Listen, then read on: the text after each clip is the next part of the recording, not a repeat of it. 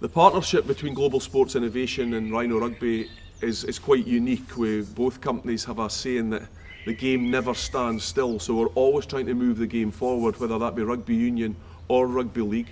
And the key to all our training aids is it must make players more technically proficient.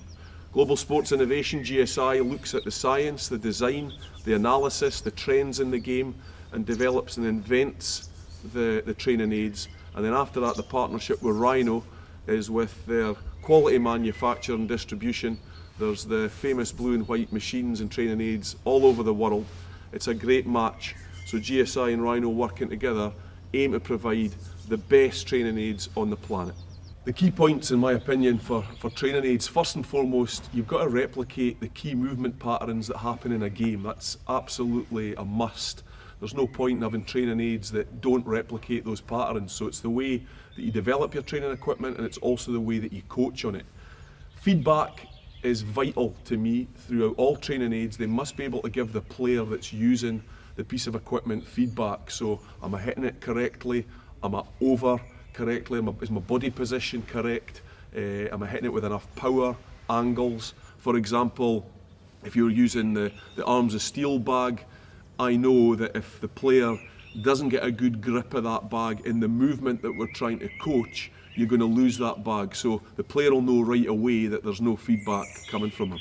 If it doesn't challenge you, it won't change you. It's as simple as that. So you can't have an easy option in training aids. I don't want players walking across thinking that the next 5-10 minutes is actually an easy part of the session. It's always there to challenge you. The way we design the equipment, the weight distribution of it, the height, the width, the size, every single angle, centimetre on these training aids are there for a reason. In. Change green. Key is coaching technique. You must coach technique because if you don't, then as the player fatigues, the technique drops off. So your technique as a player must stand up under intense pressure, time and time again. For me as a coach, you'll never beat live practice. So instead of doing 20-minute block of live, you could be doing 15 minutes on technique and movement with your training aids, and then after that, you're into your live practice. But the key point for me is you must be able to coach technique.